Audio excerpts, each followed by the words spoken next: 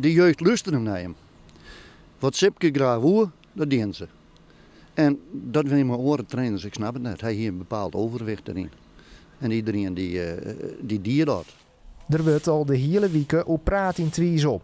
Oud-inwenner Sipke Hulshof wordt assistent bondscoach van het Nederlands elftal. Bij SC Twiesel, dat Hulshof eer begonnen is binnen zijn grutsk. Ja, dat is natuurlijk geweldig. Hè? De WhatsApp-groepen beginnen al die reuringen te komen. Dat ontploft eigenlijk min of meer. En er komen opeens al die rare foto's naar boven. En ja, dat is best wel leuk. Dus ik denk dat heel Twiesel en met name SC Twiesel gigantisch grutsk op Sipke is, ja. Echo aan de koffietafel wat van hem om praat over de bijzondere beneming. Hij, Jan Hulshof, hier linksvoor, is hier van de trouwe vrijwilligers van de club.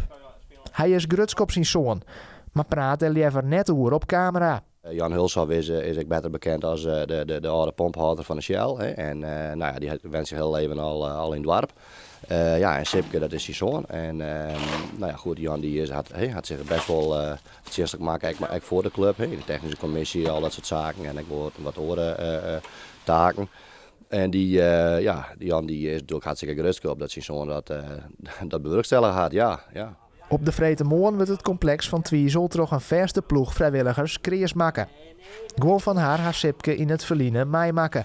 Tom Wiebenga had bijgelijk als jeugdspeler onder hem voetballen. Het is wel lang geleden, maar wat me wel bijblijven is dat het enthousiasme en het fanatisme bij Sipke wel gigantisch aanwezig was. En dat het voor hem geen bezigheidstherapie was, maar dat er wel mee bezig was om beter te worden. Dus dat koest wel merken, ja. Misschien wel natuurlijk overwicht. En dat hier er op een jeugd, nou, dat op een grote mensen gaat, is het helemaal klaar.